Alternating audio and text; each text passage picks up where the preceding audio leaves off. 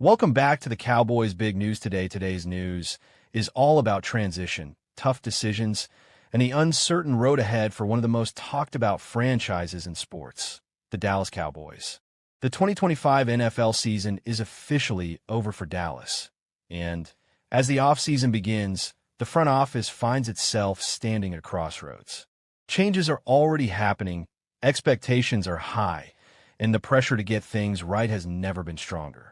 Today's story, we will take a deep dive into everything shaping the Cowboys' offseason so far. We will talk about coaching changes, roster uncertainty, free agency pressure, and most importantly, the future of the running back position. We'll explore why the Cowboys moved on from defensive coordinator Matt Eberflus, what that decision says about the team's direction, and how one major free agent situation could define Dallas' identity going forward. We are not here for hot takes or quick reactions. This is a long-form conversation, a full breakdown meant to give context, clarity, and perspective. By the end of this episode, you'll understand not just what the Cowboys might do, but why these decisions matter so much. The Cowboys enter the offseason under the microscope. The Dallas Cowboys never experience a quiet offseason. Whether the team wins big or falls short, the spotlight is always on them. This year is no different. After a disappointing campaign marked by inconsistency and defensive struggles, Dallas entered the offseason knowing change was inevitable. Fans expected accountability. Analysts demanded answers, and the front office responded quickly. The firing of defensive coordinator Matt Eberflus was the first major domino to fall, and while it may not have shocked anyone, it set the tone for everything that followed. This move was not just about one coach. It was a signal that the Cowboys understand the urgency of the moment and recognize that standing still is not an option. Why Matt Eberflus had to go?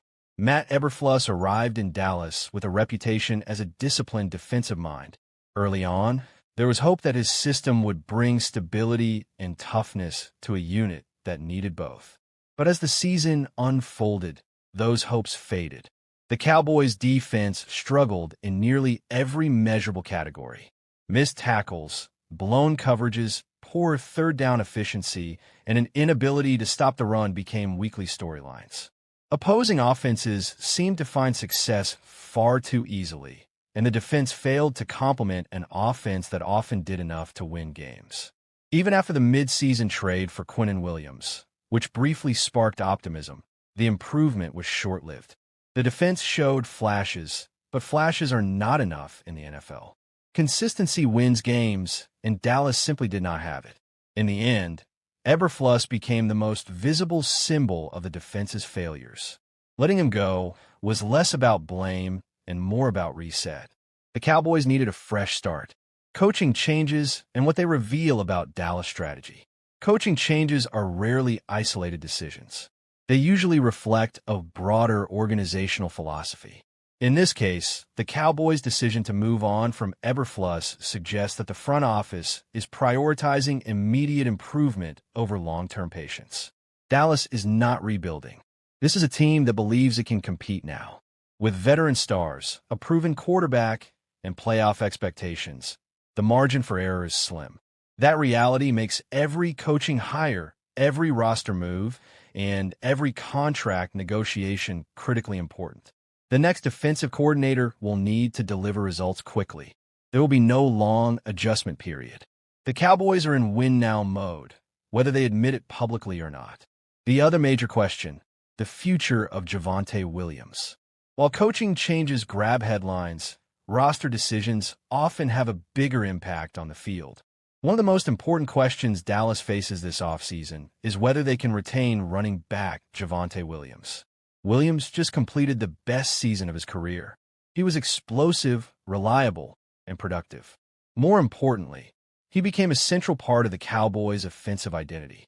When Dallas needed tough yards, big plays, or a spark, Williams delivered. That kind of performance does not come cheap. And now, the Cowboys face a familiar problem: how to keep a rising star without breaking the bank. Javonte Williams' breakout season in context. To understand why Williams is so valuable, you have to look beyond raw statistics. His impact went deeper than yards and touchdowns. He gave the offense balance. He forced defenses to respect the run. He opened up play-action opportunities and took pressure off the passing game. Week after week, Williams showed vision, power, and patience. He ran with confidence and urgency, traits that are contagious in a locker room. Teammates fed off his energy, and fans quickly embraced him as a core piece of the offense. That kind of production is exactly what teams look for in free agency. And unfortunately for Dallas, they're not the only team that noticed. The financial reality of free agency. Williams played the 2025 season on a one-year, $3 million deal. That contract now looks like a bargain. With free agency approaching, his market value has skyrocketed. According to projections, Williams could command a multi-year deal worth over $20 million. That is a significant investment, especially for a team already managing multiple large contracts across the roster. This is where tough decisions come in. The Cowboys must weigh Williams' importance against their financial flexibility. Paying him means sacrificing resources elsewhere. Letting him walk means replacing a proven playmaker. Neither option is painless. Why the New York Jets are a serious threat. Analysts believe the New York Jets are one of the strongest contenders to sign Williams. The Jets have cap space, a clear need at running back, and a roster that could benefit greatly from his skill set. A projected 3-year, $20 million deal makes sense from their perspective. For Williams, it represents security and recognition. For Dallas, it represents a looming loss.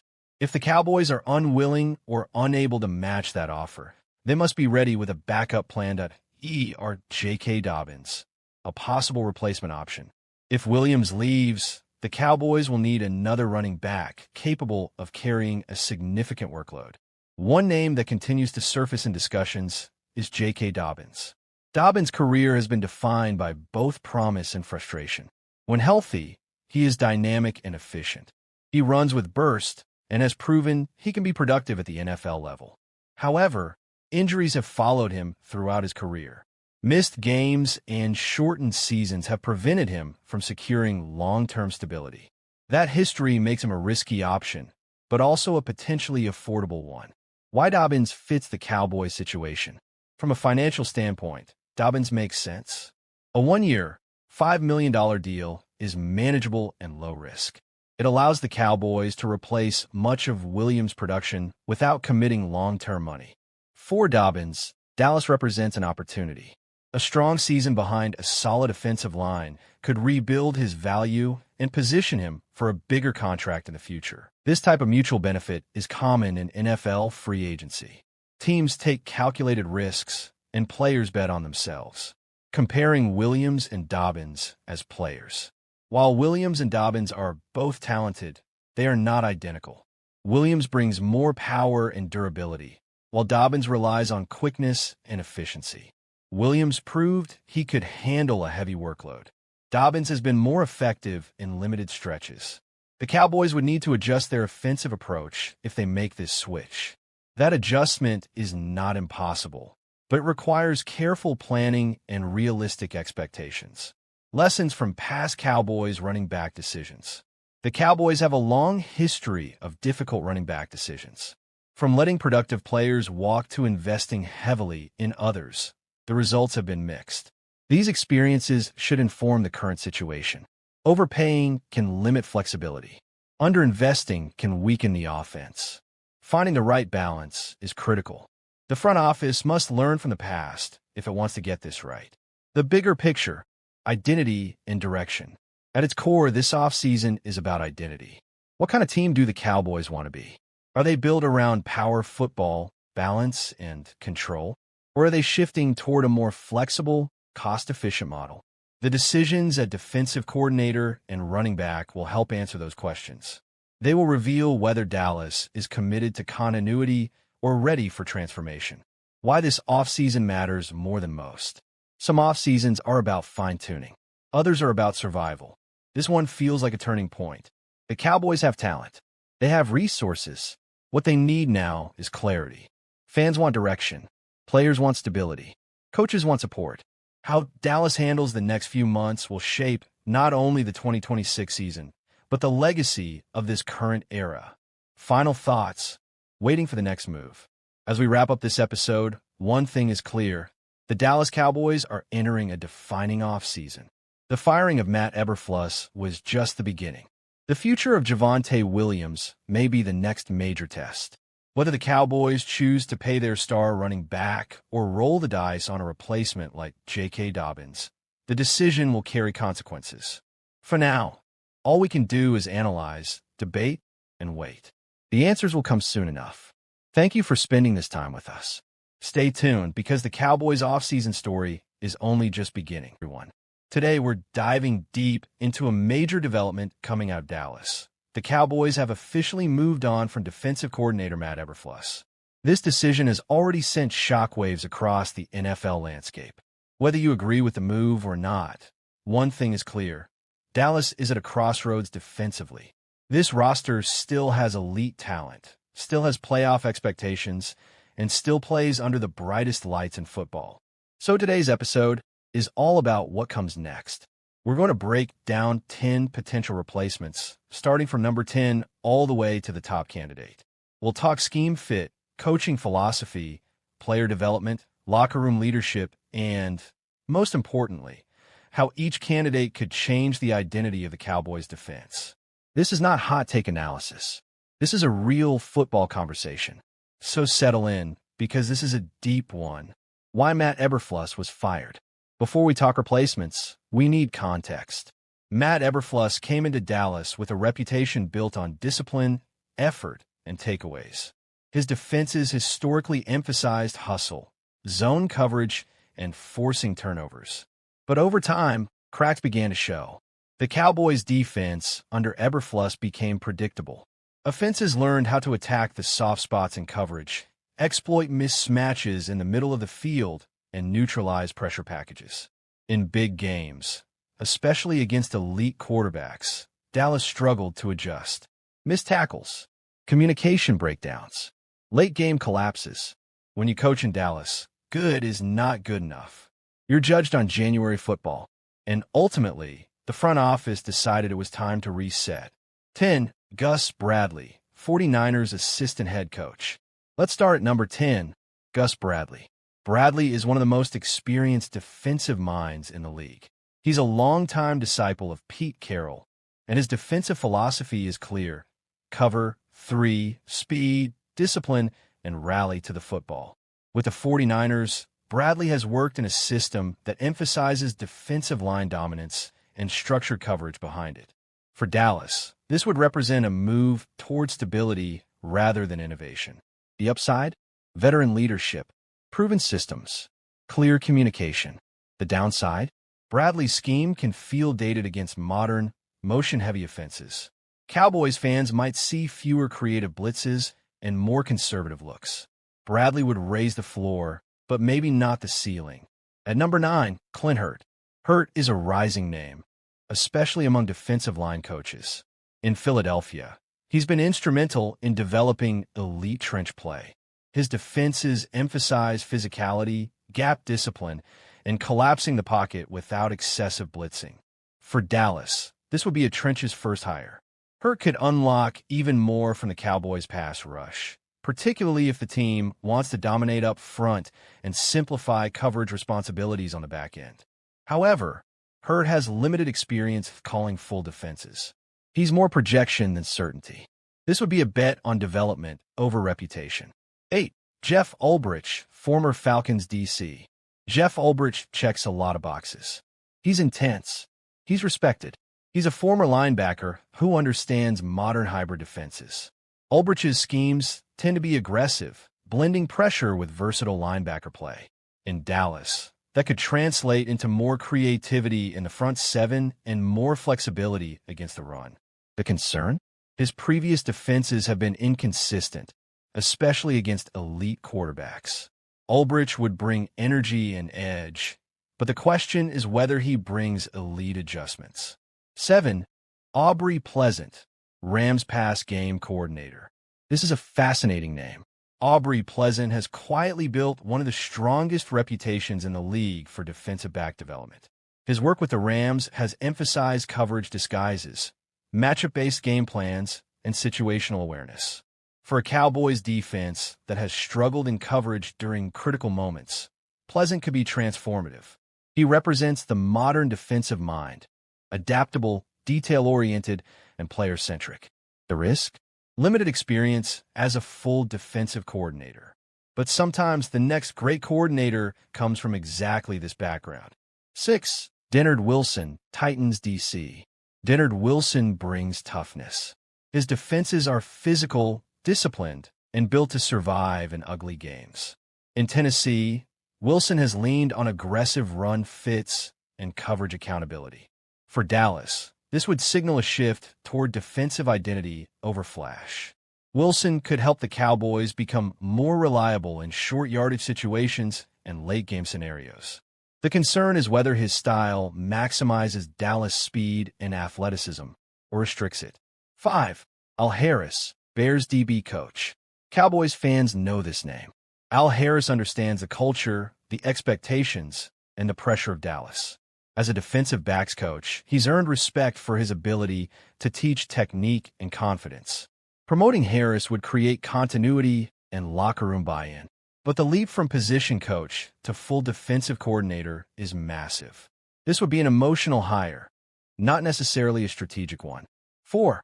Fired head coaches. This category matters. Recently fired head coaches often become elite coordinators. They've seen everything. They've failed. They've learned. Dallas could target someone hungry, experienced, and eager to rebuild their reputation. This option offers the highest floor, but depends entirely on who becomes available. 3. Jim Schwartz, Browns DC. Now we're getting serious. Jim Schwartz is one of the most respected defensive coordinators in football. His defenses are aggressive, attacking, and relentless. Schwartz believes in dictating terms. He doesn't wait for offenses to make mistakes. He forces them. In Dallas, Schwartz could unleash the pass rush and simplify reads for the secondary. The concern? His style can be boom or bust. But in a league where pressure wins, Schwartz makes sense. 2. Jim Leonhard, Broncos pass game coordinator. Jim Leonhard is a coach's coach. Elite football IQ, modern schematic understanding, strong communicator. Leonhard blends college innovation with NFL structure. His defenses disguise coverage, adapt weakly, and emphasize situational mastery. For Dallas, this would be a future-focused hire.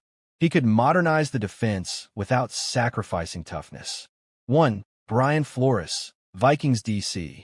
At number 1, and it's not close, Brian Flores. Flores is exactly what Dallas needs. Aggressive, fearless, adaptive. His defenses attack protections, confuse quarterbacks, and punish mistakes. Flores doesn't run one system. He runs game plans. In Dallas, Flores could finally unlock a defense that dominates in January, not just September. The only question is politics, not football. The Cowboys are at a defining moment. This hire will shape their identity for years. Do they play it safe? Do they chase innovation? Or do they go all in for dominance? One thing is certain. This decision will tell us everything about where the Cowboys believe they are as a franchise. And that's why this hire matters more than people realize. Draft position. The Cowboys are officially locked into the number 12 overall pick in the 2026 NFL Draft. And that matters more than some people might realize. This wasn't just a random outcome. The Cowboys' loss to the Giants combined with the Falcons' win directly impacted the draft order, allowing Dallas to move up and secure a better position. In a draft that is shaping up to be deep at multiple positions of need, picking at number 12 puts the Cowboys right in the middle of the action. At number 12, the Cowboys are in a sweet spot. They're high enough to land a premium talent, but not so high that they're locked into one position or one type of player. This is the range where teams can react to how the board falls. If quarterbacks push elite defenders down, Dallas benefits.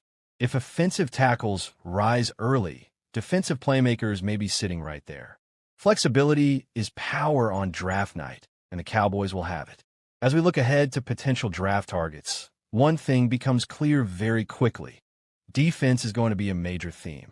Linebacker, edge rusher, corner, and safety all show up when you start mapping out realistic options at number 12. That tells you a lot about how the Cowboys see their roster. This isn't about tearing things down. It's about upgrading speed, physicality, and long-term stability. One name that immediately jumps off the board is Arvell Reese, linebacker from Ohio State. Reese brings size, speed, and instincts, and he fits exactly what modern NFL defenses want at linebacker. He can move sideline to sideline, handle coverage responsibilities, and still come downhill with authority. Drafting a linebacker at 12 might not feel flashy to some fans, but it's the kind of move that stabilizes a defense for years. Reese isn't just a tackler, he's a tone setter. Staying with Ohio State, Sonny Styles is another name to watch closely. Styles is versatile, physical, and comfortable playing in space. He gives you flexibility in how you deploy your defense, whether that's as a hybrid linebacker, safety, or matchup piece against modern offenses. The Cowboys have struggled at times with versatility on defense, and Styles would directly address that issue. This is the kind of pick that defensive coordinators love, even if casual fans have to warm up to it. Then there's Caleb Downs, one of the most exciting defensive backs in the entire draft class. If Downs is available at 12, the Cowboys will have a serious decision to make. He brings instincts, range, and playmaking ability on the back end, something Dallas has been searching for consistently. A safety like Downs can erase mistakes, disguise coverages, and change the way offenses game plan. Drafting him would be a statement that the Cowboys want to control games defensively from the secondary out. Edge rusher is another position that cannot be ignored, and there are several names that make sense in this range. Reuben Bain Jr. out of Miami is a powerful, explosive edge defender who can win with strength and quickness. He brings energy, physicality, and upside. David Bailey from Texas Tech offers a different profile, with speed and bend that translate well to the NFL pass rush game. Keldrick Falk from Auburn is another intriguing option, known for his motor and ability to disrupt plays even when he doesn't get home. The Cowboys know that you can never have enough pass rushers, especially in a conference loaded with elite quarterbacks.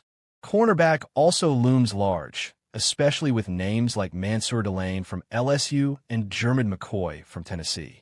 Delane brings size and physicality, fitting the profile of an outside corner who can handle press coverage. McCoy offers athleticism and ball skills, giving you someone who can grow into a true number one corner over time. In today's NFL, cornerback isn't a luxury, it's a necessity. If the Cowboys believe one of these players can anchor the secondary, number 12 is exactly where you make that move. Offensively, there are a couple of names worth serious discussion. Jeremy Love from Notre Dame is a dynamic running back with burst, vision, and big playability. Drafting a running back at 12 is always controversial, but if the Cowboys believe Love is a true difference maker, it could reshape their offense. Meanwhile, offensive tackle prospects like Francis Magioa from Miami and Spencer Fano from Utah address long-term needs in the trenches. You win in the NFL by controlling the line of scrimmage, and investing in offensive tackle is investing in the future of your quarterback and your offense. When you step back and look at all of these names together, one thing becomes obvious. The Cowboys are positioned to draft a cornerstone player. This isn't about filling a temporary hole. This is about finding someone who will still matter 3, 4, 5 years down the line. The outcome of week May 18th have felt disappointing in the moment, especially with the loss to the Giants. But in the long view, it reshaped the Cowboys' draft future in a meaningful way. As draft season unfolds, the conversation will evolve. Board will change. Prospects will rise and fall. But the reality won't change. The Cowboys are picking 12th, and that pick could define the direction of this franchise. Whether it's defense, offense, or the trenches, Dallas has an opportunity to get it right. Cowboys Nation will debate, argue, and speculate all the way up to draft night. But when the card is finally turned in, we'll find out exactly how the Cowboys view themselves. This draft isn't just about talent. It's about identity. And at number 12, the Cowboys have a chance to choose who they want to be. Trade debate. With the Cowboys locked into the number 12 overall pick in the 2026 NFL Draft, the big question isn't just who they'll take, but whether they should stay right where they are, trade up, or trade back. And This is where philosophy comes into play, because how you approach this decision tells you a lot about how the Cowboys view their roster and their urgency to win right now. If the Cowboys stay put at number 12, they're betting that one of their true top-tier prospects falls into their lap. This is the safest option. No extra draft capital spent, no panic move, just letting the board come to you. In most mock drafts, this is where players like Arvell Reese, Sonny Styles, Caleb Downs, or one of the top edge rushers could realistically be available. Staying at 12 means trusting your scouting department and trusting that patience will be rewarded. For a front office that values discipline, this approach makes a lot of sense. But now let's talk about trading up, because this is where things get controversial. Trading up from 12 would signal that the Cowboys believe there is a true difference maker at the top of the board who cannot be missed. Maybe that's Caleb Downs if he starts slipping but won't make it past the top 10. Maybe it's a dominant edge rusher like Reuben Bain Jr., who the Cowboys believe can change games immediately. Trading up costs draft capital, and that's the risk. You're sacrificing future depth for present impact. The question is whether this roster is close enough to justify that kind of move.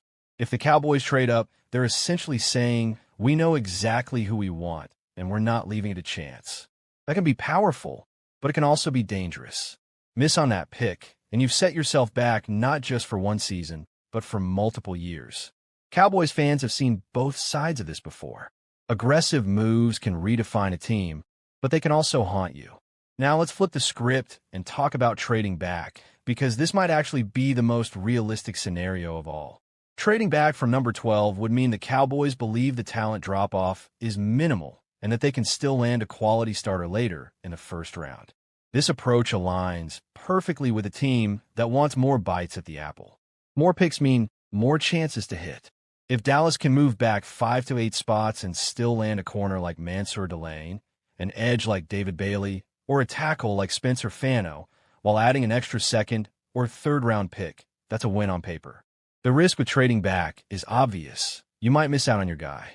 If there's one player you truly believe in and he's sitting there at 12, trading back and watching another team take him can be painful. This is where conviction matters. Do the Cowboys have a clear top target, or do they see this draft as a cluster of similarly graded players? That internal board will decide everything. Now, let's put this into a mock draft context. Imagine the top of the draft goes heavy offense early, quarterbacks, offensive tackles, maybe a wide receiver or two. Suddenly, defensive players start sliding. At 12, the Cowboys could be staring at a dream scenario where Caleb Downs or Arvell Reese is still available. In that situation, trading back becomes much harder to justify. You take the player, turn the card, and don't overthink it. On the other hand, imagine a board where the top defensive names are gone, and you're looking at multiple edge rushers, corners, and offensive linemen with similar grades. That's when the phone should be ringing. That's when a trade back makes sense. You accumulate value, stay flexible, and let the draft come to you. This is how smart teams stay competitive year after year. What about offense? That's where the Jeremiah Love debate comes in. Taking a running back at 12 will divide the fan base immediately. Some will argue he's a game changer who elevates the entire offense. Others will say the value simply isn't there. In a trade-back scenario, drafting Love later in the first round suddenly feels more reasonable. Context matters, and draft position changes perception. When you zoom out, the mock draft and trade debate isn't really about one pick. It's about identity. Are the Cowboys a team that plays it safe and trusts development? Are they a team willing to take a big swing for immediate impact? Or are they a team that prioritizes volume and flexibility? Each option tells a different story about how the Cowboys see their window. At number 12, the Cowboys control their destiny more than people realize. They don't have to force anything. They don't have to panic. But they also can't afford to be passive. The best drafts are proactive without being reckless. As draft night approaches, the Cowboys front office will be judged not just on the player they select, but on the path they chose to get there. Whether they stay, move up, or move back, that decision will echo long after the pick is announced.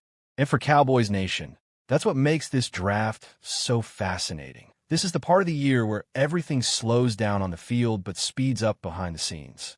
When the games stop, the real work begins, and for this franchise, that work comes with pressure that very few teams in the league truly understand. The Cowboys don't evaluate seasons the same way other teams do. They don't ask if they were competitive or if they showed progress. They ask one question: did this team move closer to a championship? And once again, that question doesn't have a comfortable answer. Right now, the biggest cloud hanging over this offseason is the future of Matt Eberflus. Officially, no decision has been announced.